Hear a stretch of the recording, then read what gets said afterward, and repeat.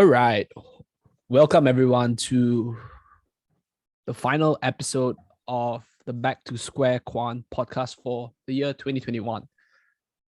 It's been a wonderful time podcasting, and we know we have been a little bit on the break the past month or so when we haven't been recording much due to life. due to life, like getting out Life. of lockdown, handling lockdown, and all of that, and the holiday seasons. But we wanted to record this last episode to just recap the year, our experiences doing the podcast, our experiences as just people living in the year 2021, and just talk a little bit about that and what we can do or what we should be expecting in the year 2022. So this is just a little bit of a year in review, and it's pretty much an episode where Chung and I would just go back and forth, nothing really planned, to be honest, but hopefully you will still find this beneficial and can pick up maybe some useful a thing or two. tips. I'm sure when we start to get into it, things will come. We will be able to spitball certain things and we'll riff off it for sure.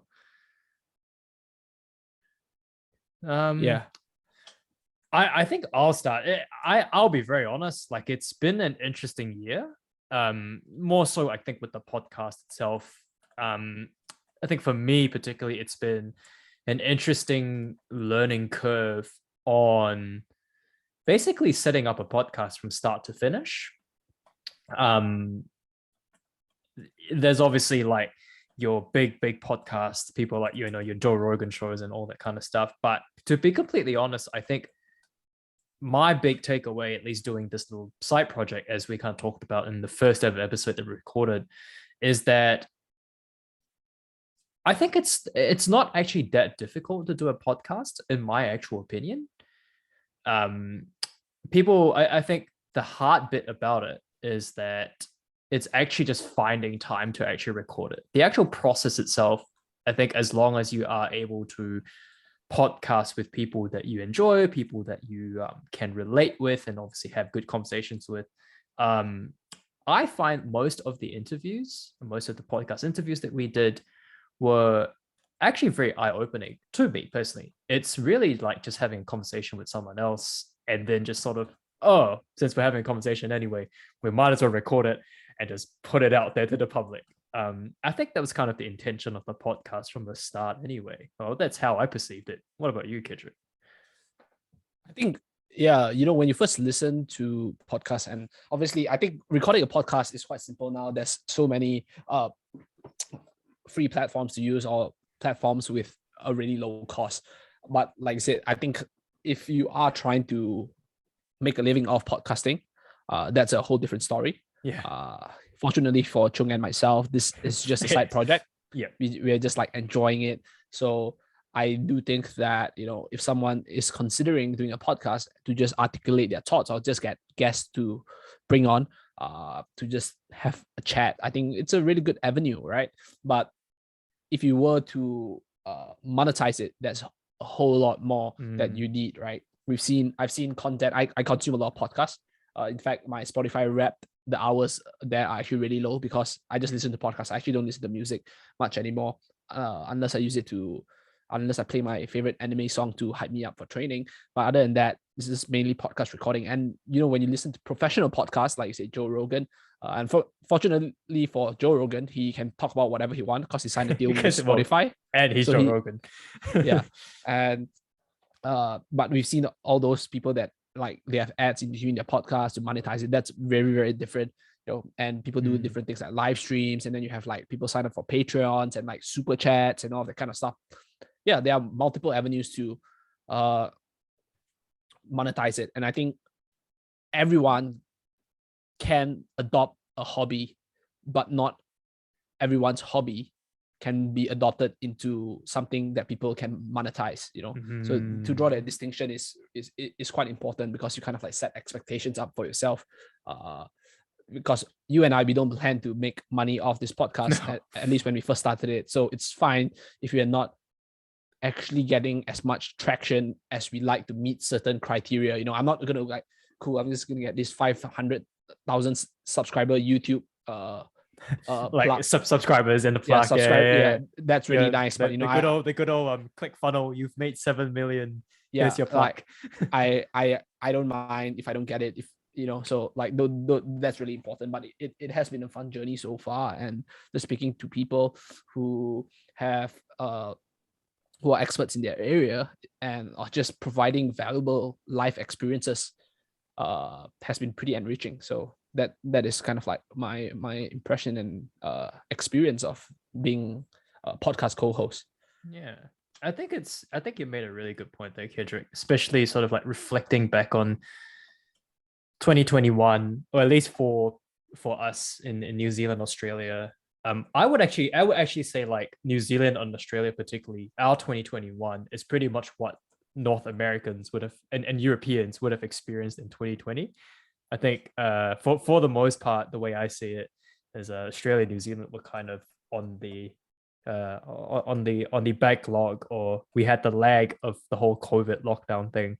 But I think one thing that came out of a lot of the lockdowns, I think, in the world in general, is that because people are starting to have so much time on their hands because they don't have to travel to work and all that kind of stuff. There's this whole like idea of like, oh, it's kind of a good opportunity for you to to pursue hobbies and make a career out of it. I think like I guess that's probably also one of the reasons why we started the podcast. But I think it's also good to distinguish that as much as most people would like to do what they love, obviously, you, like Kedrick said, you have to really distinguish on like, are you doing it for the sake of earning an income, or are you really doing it for a hobby? Because it's kind of like, I think the last thing I'm speaking for myself here really, is that I don't want to be doing this podcast feeling like I need to do this because I need to pay a bill, but more so I want to do this because I enjoy it. And I think this also extends, obviously Kedrick and myself were both coaches in sort of like the fitness and strength community. There's this whole idea, right? Like, coaching fitness is fun because I enjoy it. But and that is true, but we also tend to see a lot of people like burning out from being a PT and being a coach. And I think that I don't want to use this podcast or any hobbies that I enjoy really to cross that line of like burning out, because it is important to keep hobbies and keep you happy, really. Like 100%. Like I think that people actually say it's important to do what you love, but I also think that making what you love a job can make you hate what you love at certain times. Repetition can lead to monotony. Monotony can lead to maybe a little dislike, or negative bias towards the things that you want love. I once spoke to a friend and basically, I mean, he had a job like going to like clubs and to like review clubs or like review parties. So it's like kind of like a journalist for like the nightlife. And he used to be like, man, I love this, it allows me to go party. But after doing that job, he absolutely hated partying, So that there is that aspect of it. And I also do think that it's very important to draw that distinction, because there are certain things that you can potentially trade off and make that no longer something you love, but make that a career.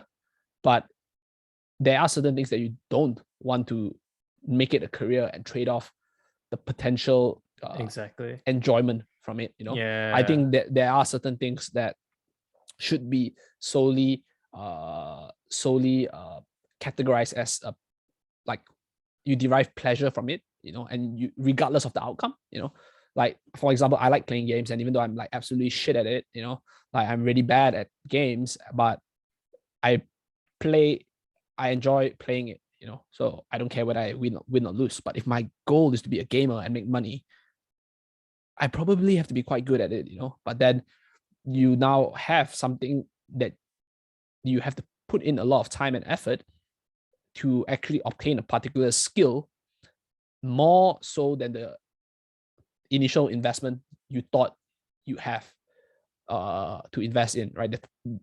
And with that, you have certain constraints as well, because now this thing is also playing a larger role in your life, which means that you have to fit it in whatever day-to-day activities that you already have. And if you don't have that gap to fit that in, you bleed into other aspects, and then the whole thing becomes very convoluted, and you may just hate life in general because you find that everything you do sucks. Exactly. It's just like it's so mediocre now. You're no longer good at everything because you're just putting too many eggs in too many baskets, and then at the end of the day, you don't even realize that there are certain baskets that you put your eggs in and you've forgotten about it, but the eggs are already rotten, just because you're doing so many things at once.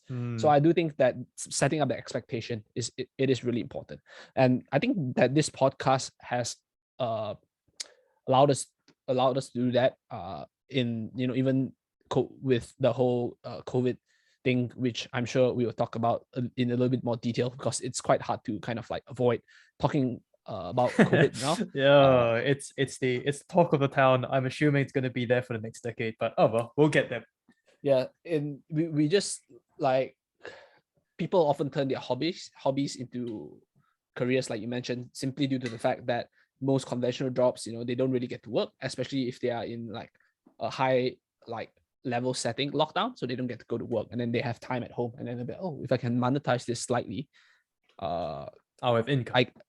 And then there are also people who, I think there's like this movement, or like not an actual physical movement, but called the Great Resignation, where people just like, a lot of people are resigning from their jobs, so people actually realize that, oh, maybe I have this opportunity. People realize that they don't need their day-to-day jobs, especially if they don't get like stipends or like stipends to actually from their job. They're like, okay, cool, right? I'm still working to a certain extent, but I'm actually doing what I love right now and surviving. So maybe I shall make this my day job, And there are people taking that route as well. And COVID has really like shifted that you force a perspective change on what is necessary to survive, or what is or the traditional notion that you have to do a job that you hate to survive, and then when you're not working, you try to enjoy yourself, but then you can like integrate both together. But I do think, like, not every aspect of things you enjoy has to be integrated into something that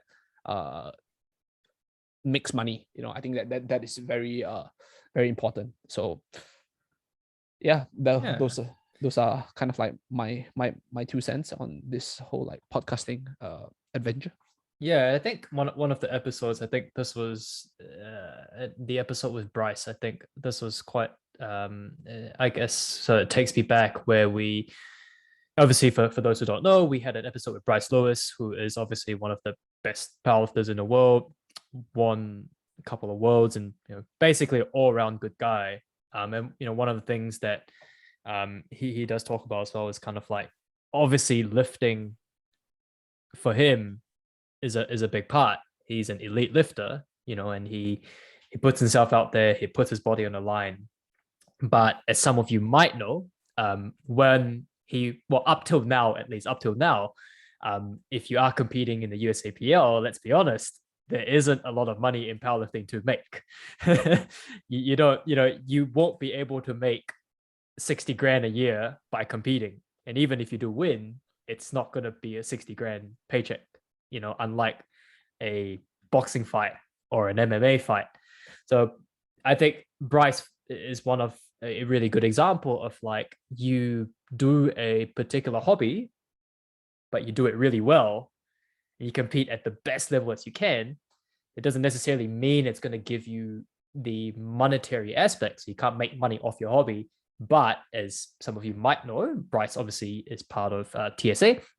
And it's kind of like this hobby divulged into, it basically opened doors for him to create a coaching service that allows him to not necessarily monetize his hobby per se, but is able to earn, I would like to think, Bryce, a relatively good income while still powerlifting and lifting and doing what he likes, without trying to mentally rely on like damn, I need to make my hobby a success because it pays my bills. But he's powerlifting because like he wants to be the best in the world, obviously champion mindset. But it's like there is no financial pressure. And I think if people can establish that, sometimes your hobbies might seem great. You also have to be very realistic on, can this make me money? If not, what are some doors that my hobby could open for me to go down other potential career paths? And I'm sure Kedrick and myself, well, both of us were being born in Malaysia, coaching in itself is not a very conventional career, at least in Southeast Asia. And so I'm sure it probably stems from the fact that we enjoyed lifting so much that we decided to divulge in this slight deviation of what lifting and fitness is. We got into this niche job of coaching. I think that's kind of where I stand, I guess, with the whole movement. Find your hobby, but really, really assess on whether the hobby is able to give you the financial needs. If not, there's definitely doors from the hobby that can be open. But it's still giving you the opportunity to do what you love, whilst potentially earning an income on the side that is somewhat related to your hobby. Oh yeah, 100%. I think a big part as well is not just, I think when it comes to doing a hobby and making money, you have to be good at it, right? Yeah, you have to be really good at it. Like I said, I am happy gaming to an extent, playing certain games and not being good at it because I still enjoy playing the game. So yeah, I think that when you're good at it, right, you get that you have an additional tool in your toolbox, because now people like to be good at stuff. People like whether it's for the recognition, whether it's for personal satisfaction, people like being good at things, which means that if you're good at something, you may able to teach people how to be good at it. And then that could be a potential avenue for you to make money, right? But then you also need to have, like, say, other skills, teaching skills, right? You don't, the best mathematician or the best, like, let's use a really complex topic like philosophy, where people just like think about ideas, might not be the best teacher, right? So, or for example, the best athlete might not be the best coach if they can't actually teach. But allowing people to, teaching people how to be good is a potential avenue where you can try to monetize it. I would never teach people how to be a podcast host. Well, neither would I. Yeah, that's one thing I definitely won't do. So this is a hobby where I would solely keep as a hobby. As a hobby, as enjoyment. Because I don't see that potential avenue to actually teach being how to be a podcast host. There are courses out there. There are courses of how to run a successful podcast, or like earning your first 5 figures podcasting. I'm pretty sure there are courses out there, but I'm not going to be the one who teaches that. So yeah, I think that, since you mentioned the episode with Bryce, what was your favorite episode that we recorded during the past year? And maybe you can share why some of those, why that episode's your favorite. Ooh, which would be my favorite? Man, I think, like, first off, I'll say it's very hard for me to pick a favorite, but I will for the sake of the question. But I felt like all the conversations that we had with everyone was so uniquely different. Yep. In its own right, that there is a somewhat theme revolving around health and fitness per se, but it is a very, very broad theme. It's not a very niche theme. So for one, I think, thank you for all the guests who have come on. Really, really appreciate your time. But if I had to pick my favorite, I think I would actually think it would be that episode with Lauren. Come to think of it. That's the episode where I think we talk a little bit about a little bit sort of like the Asian household, and sort of like that relationship with health and fitness being in an Asian household, and how that all kind of intertwines with her career and her development as an athlete as well. I think I enjoyed that episode, I think, because it was interesting because after that episode was aired, my mum, shout outs, actually listened to most of my podcast episodes. And when she listened to that episode, she made a really interesting remark, which I thought was not necessarily bad, but I found it actually quite interesting. And she said that all three of us, so Kedrick, myself, and Lauren, grew up Asian, but we, as a listener, she felt that all three of us were very, very different in terms of our philosophy around that topic.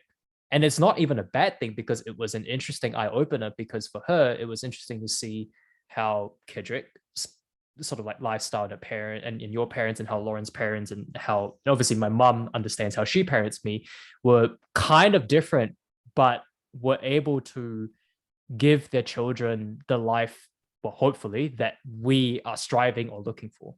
So it's kind of one of those things that I think that episode was very memorable, because I think it was made memorable that my mom made that remark. And it's kind of one of those things where sometimes that, it's, I'm not going to quote anyone, but it's that saying where like-minded individuals are good together, but sometimes different-minded individuals. And, I think, Kedrick, you also mentioned this in one of the episodes, where sometimes we might argue, but argument's a good thing. I think the discourse episode, like, having different opinions is not always a bad thing. So yeah, I think that was one of my favorites. Yeah, I do think that those are really good points, because at the end of the day, you don't want too much groupthink. It's great to have people that agree with you on certain things, and I think that there need to be certain fundamental or foundational agreements before one can have a productive discussion. Like, for example, we need to both agree that we want to have a productive discussion. That should be the fundamental foundational agreement. That is, I think, is a necessary condition for productive discussions, right?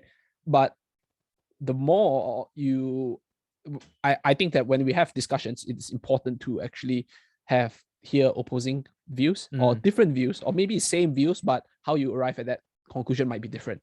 So it just helps facilitate conversations which are not out there, which brings me to kind of like my favorite episode. I would like to say is the disagreement one that we had with you and I, but I don't want to just, I would probably categorize that as something that doesn't really count. We will probably do more of those dual ones as we progress in the new year. Yeah. That's for sure.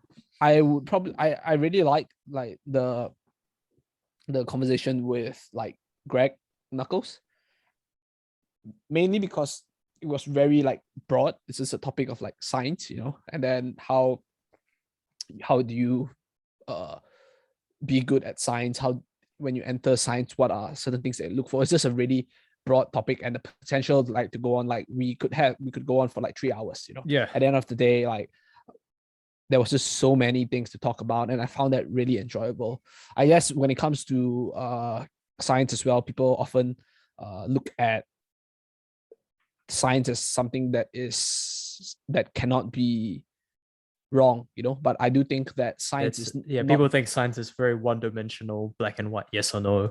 Yeah, but what exactly does science tell us, right? Science is like, we use the scientific method, which is rooted in using certain empirical like tools, and basically it just gives us confidence that whatever we are describing is probably more true than not, because obviously if you fix certain conditions, the outcome might be more true than not, right? So at the end of the day, it gives us confidence that we are describing something in its truest form, right? So I think that is science, but there are certain things that science cannot describe, like how, like history, right? Like you cannot use science to test history, because history by definition is something that's happened in the past and it's done, right? So science by definition, you need some experimental, you need to experiment, which means that cool, if I repeat this, will I get the same results? But you can't, because history has already been done. Especially if we're talking about like big historical events, like big life-changing historical events, and like Kendrick said, you might not even want to use science to potentially replicate it, because what happens if the result is true, but what you're trying to replicate is, God forbid, like the extinction of the human race or the extinction of the dinosaurs. You're trying to replicate that. It's like, ooh, I don't know, man. Like, it's kind of dodgy. Exactly. I mean, when we look at stuff like that is essentially what a lot the premise of a lot of movies are. It's like multiverse, traveling back in time, changing the multiverse. I mean, shout out to the latest Spider-Man. If anybody out there that hasn't seen it, please go watch it. It sucks to be you. You should have seen it by now. Yeah. By the time this episode's released, you should have already seen it. But in general, like most of the things that we watched, like probably not great to change like history, or so that. But I do think that having that conversation about what science is allows us to know what science can do and what science can't do, right? And then knowing the limitations of a tool would allow us to use the tool much more effectively, right? It's very different to say, I'm going to use a screwdriver, right, to use the most simple ways of the difference is between a flathead screwdriver and a Phillips head screwdriver, right? You can probably use a flathead screwdriver for a Phillips head. The groove is a Phillips head if it fits, right? But it's not as efficient, correct? Yeah. So, but on the flip side, you can't use a Phillips head for a flathead. And if you try, you may destroy the screw, or you may destroy the screwdriver, So using the inappropriate tool sometimes can actually be detrimental. So I think speaking about science and allowing people to know what science really is, especially when it comes to exercise science as well, the multiple component of science, I think that was really like enlightening. And I had it was a good conversation. I like talking about like a lot of this like meta like topics, meta topics, what is this, what is that, it's like more philosophical in nature, but it's always interesting because like philosophy is quite like never ending, philosophy is a never ending topic. And I think it's funny as well, because we can probably dive into this, is COVID sort of spread late 2019, early 2020, 2021. It's like a lot of people start to, I guess for better or for worse terms, really start to develop their own philosophy in life, I guess. I think it's interesting. I find it interesting because at the start of the pandemic, a lot of people had the idea of like, oh, this is something that will pass. And then it became like an anti-vax movement, because people believe, or people in philosophy, that they don't want to put something in their body that they're not known of, right? Because the vaccine was developed in like a year and a half, it's unstable, yada yada yada yada. And then their philosophy changed again to like, oh, now it's actually for a philosophy of freedom. It's not necessarily, I don't believe in science. It's more sort of like, now a philosophy has changed. I think if anything, what COVID has taught us is that your philosophy will change drastically as the years go by. And as more and more world events will occur, and I'm sure COVID is probably one of the few, there's many things that had happened aside from COVID, right? Like we had the whole Black Lives Matter thing, BLM. Yep. And then we had I'm not American, so I'm sure someone can correct me on this, the whole presidency step down and people raiding the White House during the changeover. I think there were a lot of like events in the last year even that probably caused a lot of individuals to potentially rethink their approach on life. And it probably does show as well, like, a lot of my clients when I coach and a lot of people that I talk to, they're very, very different people compared to who they were like a year before. And for better or for worse, it's like, hey, at least you're not staying stagnant. You're developing some form of critical thinking towards what you think is best for yourself, or what you think yourself means. So yeah, I think that there's always like this like overarching like philosophy that governs someone's life. Like people, from what you've described, I'm not trying to describe a particular person, but from what you say, like there are people that would always like shift the goalpost to they always shift the goalpost when it doesn't meet their particular like their demands, right? They might say that sounds like an Epicurean. It's like, retreat back to the garden. Yeah, like I feel like at the end of the day, it's like you have this personal philosophy, whether when, for example, use COVID or whatever, it's just that maybe you prioritize liberty and freedom over everything else, right? And then you would try to shift the goalpost to kind of like meet your personal philosophy and disguise it as something, like anti-vax movements that believe that you have a microchip that would mind control you, that's shift. And then if that has debunked, you can find other ways to shift the goalpost, say that, it's a experimental vaccine and it like might do something else, or like you might say something else and things like that. I don't really want to get into the weeds too much, but I'm just using really extreme examples because obviously I don't think like those are true. Like I don't think the vaccine will turn you into a hippopotamus, right, for example. Would be interesting though. Yeah. But people would actually like shift like the goalpost quite a bit to kind of like justify what they believe. And I think deep philosophical beliefs are quite hard to uproot, especially in times where, for example, a lot of the matters now has been so like politicized and it has evolved into like this culture war, right, that we have, especially when you coincide like COVID with like say the general elections in the US, and certain politicians or figureheads will take a side, and then you automatically associate that side with like a particular with party, the left or the right. Yeah. So you cannot believe one if you are the other. But I don't think it has to be like, I don't think that there is like a certain orthodoxy that is exclusive to one party, right? I think rationality and reason belongs to everyone, and that is something people should use. And that itself, right, rationality belongs and reason is accessible, it should be accessible to everyone. That is also a philosophy that I personally hold, right? So if I hold that philosophy, that's what I believe. But if I hold a philosophy that only certain people have rational thought, and then they are the ones that should disseminate information, that is something philosophical in nature as well. But what I really have observed is that, in 2021, I guess the biggest thing the biggest thing that 2021 has taught me was that, you really have to be charitable to people, hear people out, right?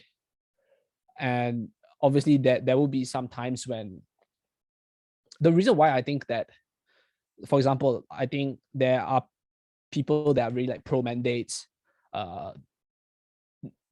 no mandates, complete freedom, and then there are people like, in the middle ground. I think that whether we are mandating the reason why mandates are so like people feel can be intrusive is because it's just a very blanket statement. Everybody should do this. It means that you negate the life experiences, the individual life experiences of someone, right? And you're saying that I don't care what it's almost like saying, I don't care what life experiences you have gone through.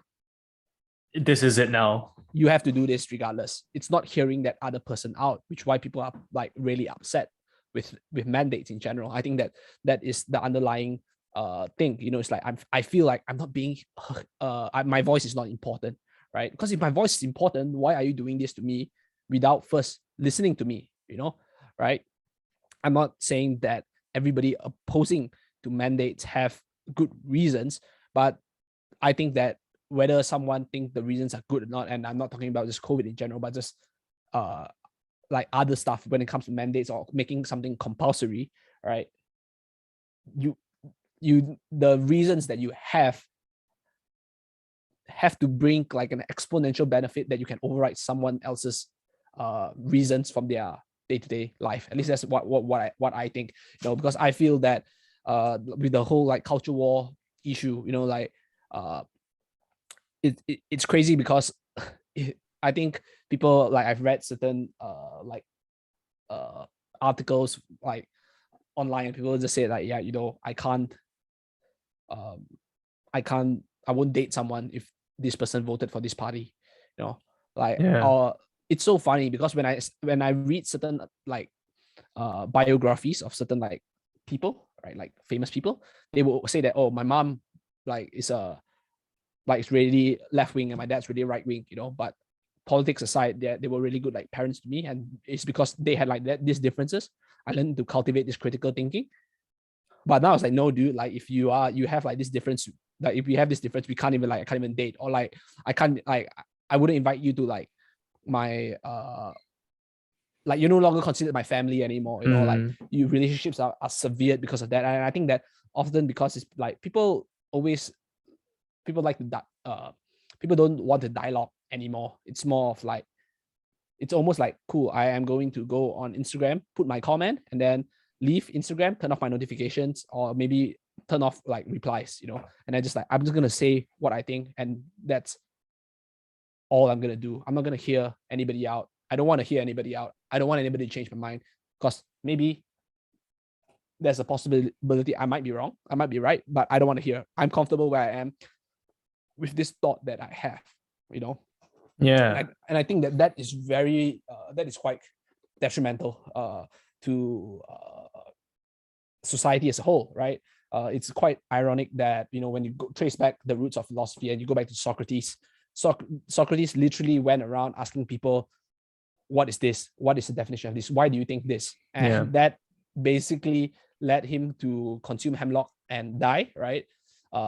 Basically his questioning killed him, curiosity killed the Curiosity cat. killed the cat, basically. Yeah, more like curiosity killed Socrates. Unfortunately, like today you're getting, I get a similar vibe that curiosity kills, in the sense that it kills your voice. If you ask a question, people automatically think as though like, oh man, this guy is like pushing back. It's the whole idea of like cancel, like, oh, you cancel online. It's like, oh, like it's like someone says something bad, it's like, oh, like some celebrity says something, it's like, oh, you cancel. It's like, for I can't remember her name, the actress who was in that Mandalorian, who said something about Yeah, it's like, and it's then, based on political stuff, yeah, right? it was so political. She said something like she's entitled to, no disagreement. I would love to see her play the role again. And then immediately, like, Disney basically just like cut her from the series. I think it's like Kendrick said. I think a really great book is Rationality. I think it's the title. Steven Pinker came out this year, I believe. Like for those who really want like a really good brain mind-boggling mind fuck book on rationality, it's a really good book to get into. But yeah, I mean, I completely agree. Like, most people are either really, really scared of questioning because I personally think that a lot of them are afraid of the outcome. And I think it's also interesting because those who are, I think people generally fall into potentially like two camps, right? You've got the ones who tend to question to validate their point, and then you have like another group who genuinely question because they're curious. Yeah, I think if you fall into the latter, if you generally go into a conversation, or when you generally ask a question or challenge someone's beliefs, not because you are challenging from a position of power, but more so you're questioning from a position of like curiosity, I think that's a much better philosophical approach, because that means that it's that whole Bruce Lee philosophy, or his quote, be water, my friend. Like, you have to be, especially in this day and age when back in the day, when let's look at World War II, for example, right? We've got the Nazis, and we've got the Japanese, and it's basically the world against those two. Culturally, there's basically what you can say is like there's two opposing cultures to the world. Now you've got, I don't know, I lose count of how many cultures that actually exist. And, you see some cultures opposing each other, but some cultures work together, but they don't agree on this thing, and then they fight. I think a lot of people tend to, and it's interesting. I think I was rereading Digital Minimalism. I think humans by nature are very social beings. Yep. I think one of the biggest fears of every human being is probably questioning something, finding out that what they believe in is wrong, and then all of a sudden they are part of the exclusivity of the group that they belong to, or the culture that they belong to. And then they start having this identity crisis of like, oh, what should I be doing? It's like, oh no, I have to find more answers to support my claim. And I think that is something that most people should try to avoid. Be open when you ask questions, but also be open to the idea that you're not always going to be right. Yeah, I think that is very very. I think the more like appropriate like term to describe humans is like we are tribal in nature, not so much like social, because I think social has like many other like aspects as well. More tribal, yeah. And I think in like a book by Jonathan Haidt and Greg Lukianoff called the Calling of the American Mind, he actually quoted this Arab Bedouin poem or like saying, said that I against my brother, I and my brother against my cousin, my brother and my cousin against the world. Meaning that people often group into tribes and then to go against something else, right? So you start with you versus your brother, but then with your cousin, you want to go against your cousin, then you and your brother will go against your cousin. It's like the enemy of my enemy is my friend, that kind of stuff. And when you look at World War II, people were really unified at that time because all of them, they had to put aside their differences in fighting to fight against the bigger threat. So in fact, if you look across the only thing that people would argue then is whether at that time, at least, I definitely didn't live during World War II, so I might be completely wrong, but this is what I think, is that you have whether war is being going to war or being a pacifist, which is the better approach, right? Because that is the thing. We are at war. This is World War II, so I think that is the infighting that people might have, where people had to put their political differences aside or whatever differences to face the bigger threat.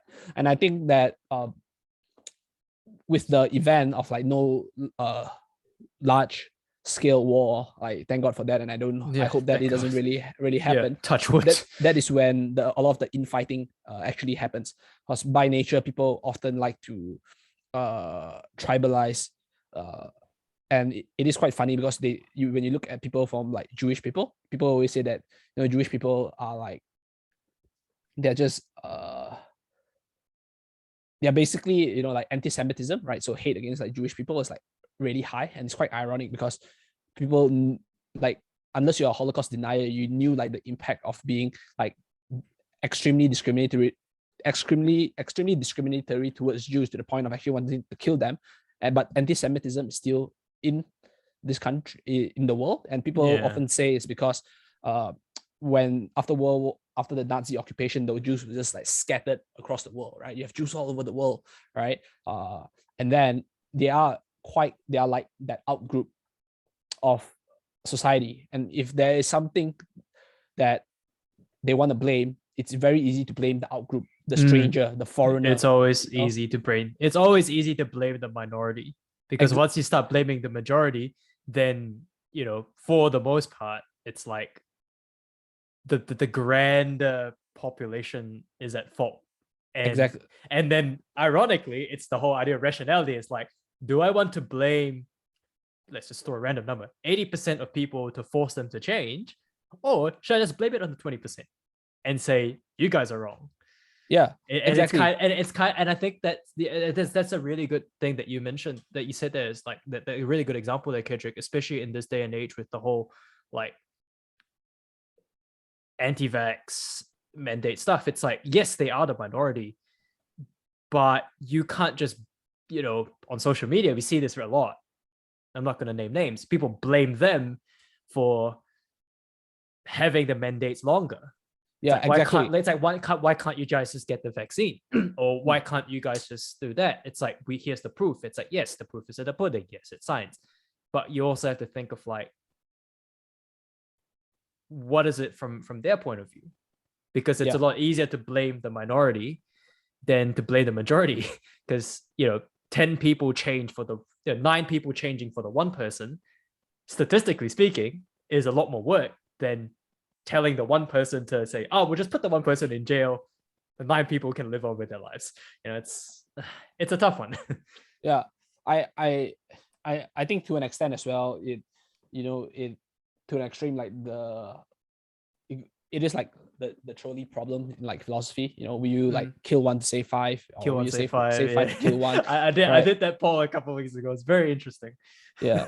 And the thing is this, like, I mean, it's not just on social media, even like on like major journal news outlet, they say like, oh, it's the pandemic of the unvaccinated. And I'm like, dude, like, it's like it's a pandemic for everyone, dude. It doesn't matter.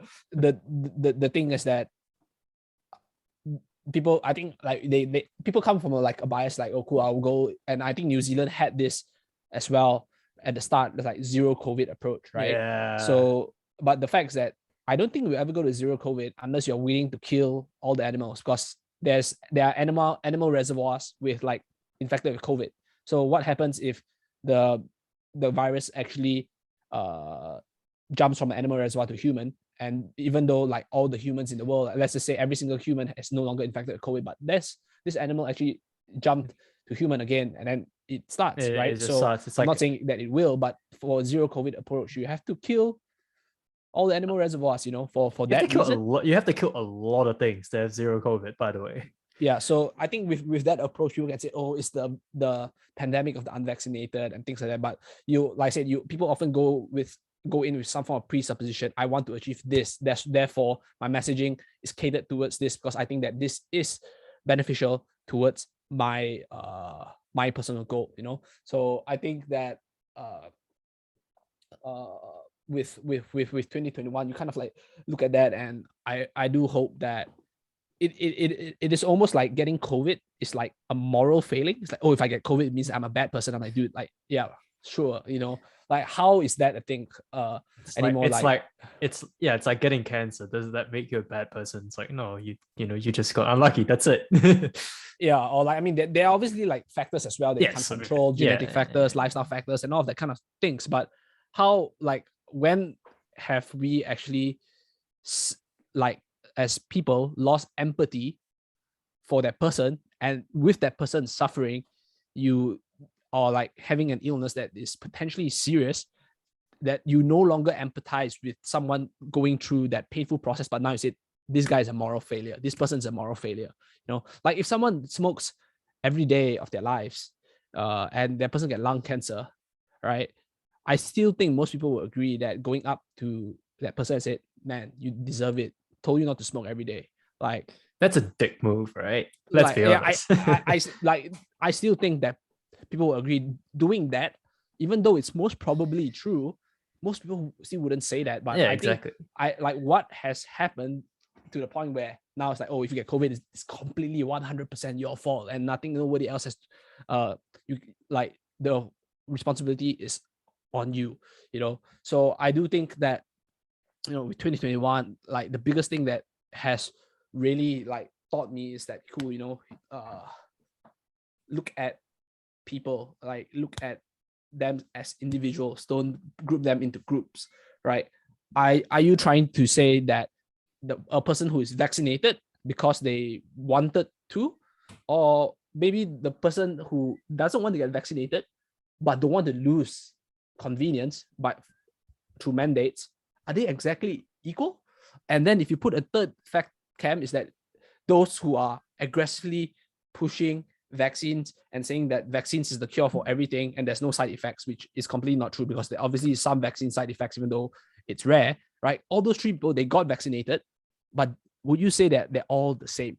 No. Just like that, you can't really say that everybody who choose not to get unvaccinated are all the same. So, like I say, the biggest lesson for me in 2021, especially during this COVID stuff, is that I really think that, for with this pandemic, even though let's just say COVID-19 is done, and hopefully in 2022, this is like a topic of the past.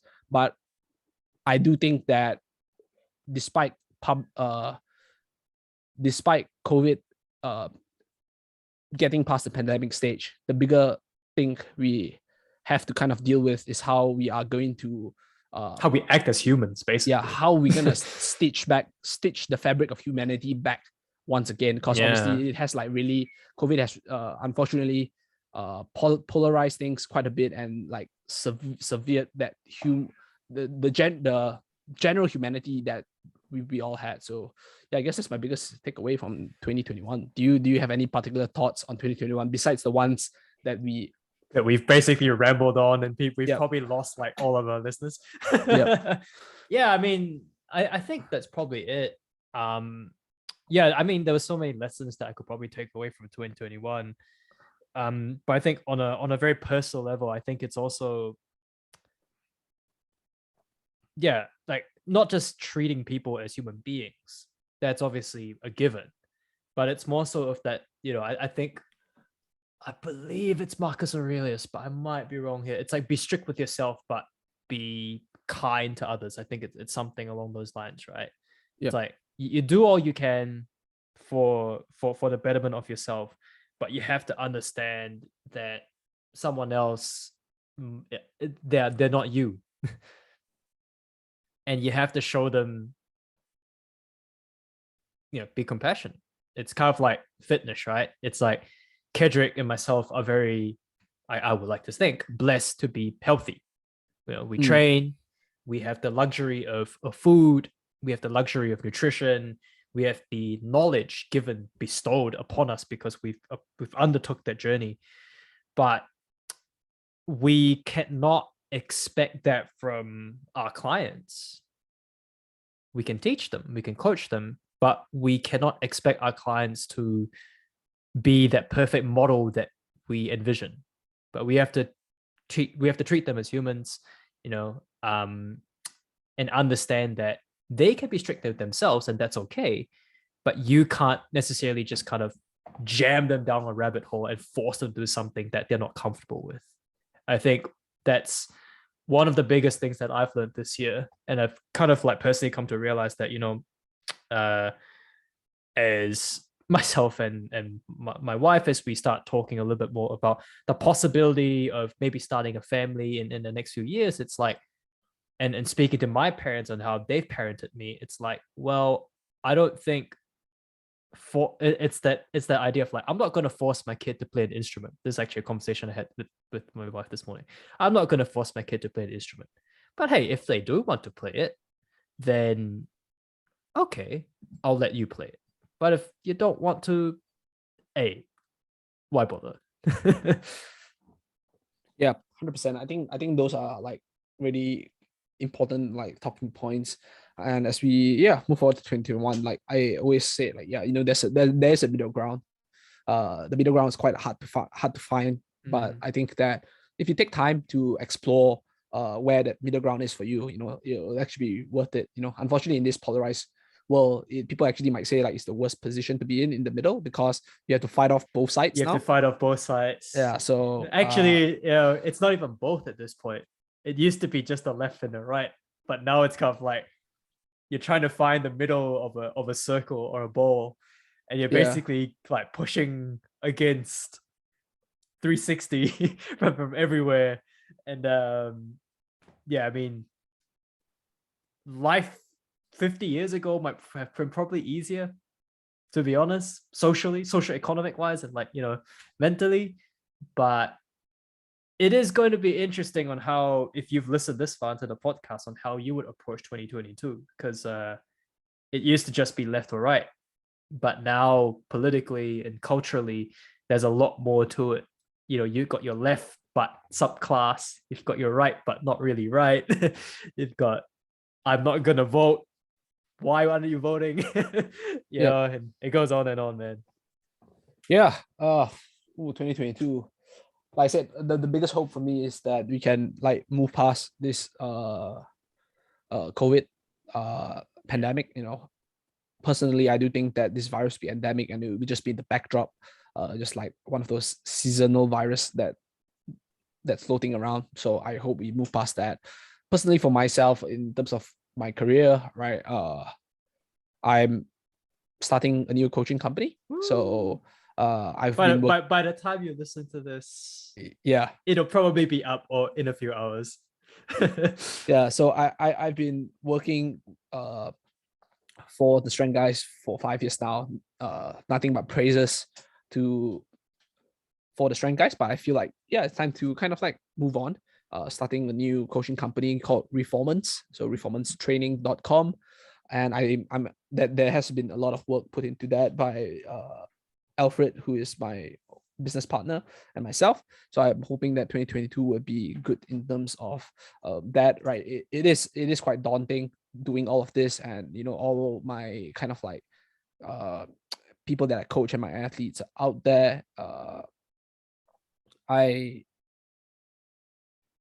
I do think that it's I appreciate them like staying with me going towards Reformance, but 2022 would be that. And I think like my personal goal in 2022 is definitely trying to approach things, do things really well in terms of in whatever aspect. Like I definitely have to kind of like limit the amount of baskets I put my eggs in. I have like a really poor attention span, so I tend to diversify quite a bit, my thing. But I think it's really time to hone in. I always think that I have heaps of time so I can do all of this, but that's like COVID happens and then it literally like obliterated my ability to conduct my research for my PhD. And I'm like, crap, if only I focus on my PhD 4 months prior to COVID. So I do have that thought sometimes. So I think like honing in on certain priorities would be really important for 2022 for me. And obviously like just continue to like develop my strengths and also overcome certain weaknesses and failings that I have. I guess 2022 would just be, in the grand scheme of things, it's just another year that is there, and another year that you're alive simply means that you have more opportunities to kind of like do things that you enjoy, fix things that you that needs fixing. Spend time. It gives you another opportunity to spend time with people that actually that are Want meaningful to spend time with you as well. that are meaningful in your life. So those are things that definitely shouldn't like take for granted. While it is a year, it allows you that opportunity to do that. So I think that is what I'm gonna do for the year 2022. Obviously, trying to still maybe to keep bringing interesting guests for this podcast as well. And I guess that's about it. What about yourself? Like, how do you envision your 2022 to be? Oof. I mean, it will be an interesting year for sure. I have recently, well, not recently, it's been a few months now, I've been diving back into some studying.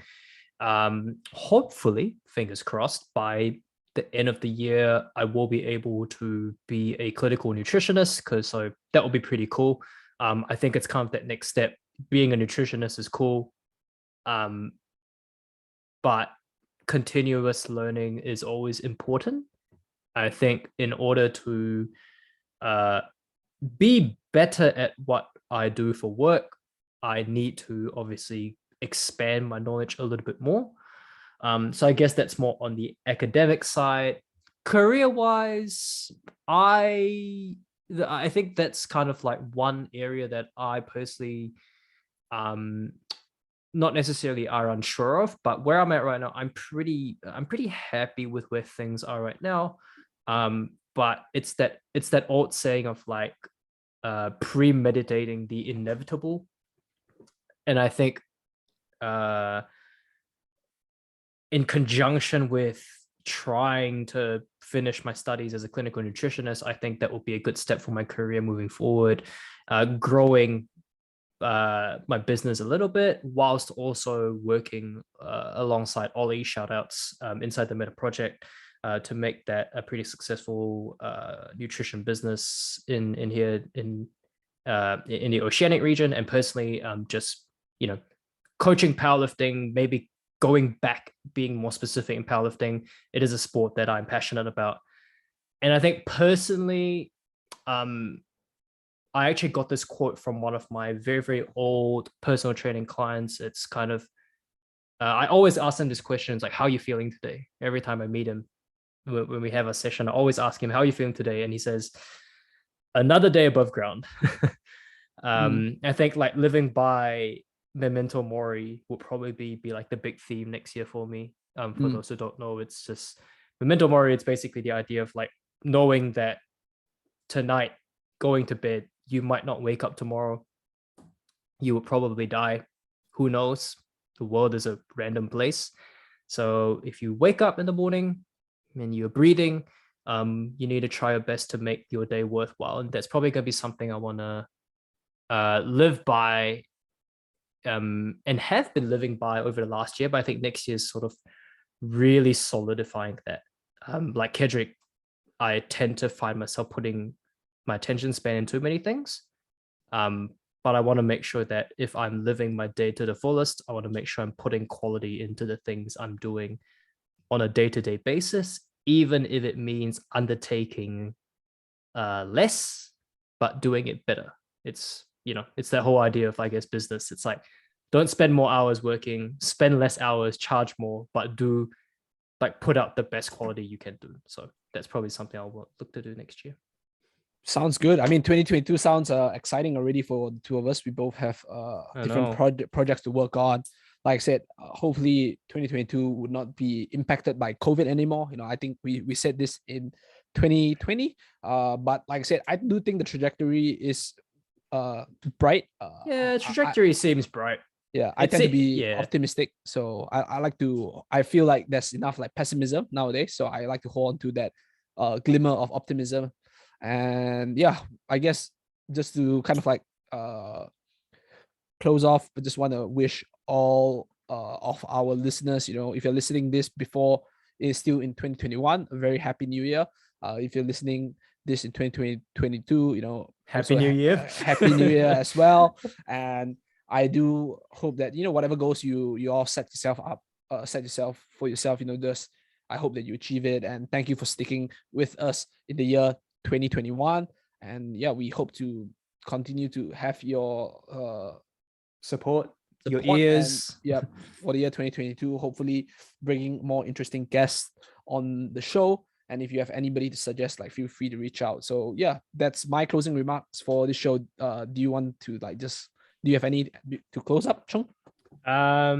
No, but if you are new to the podcast, I guess go back and listen to some of the previous episodes, YouTube, Spotify, wherever it might be.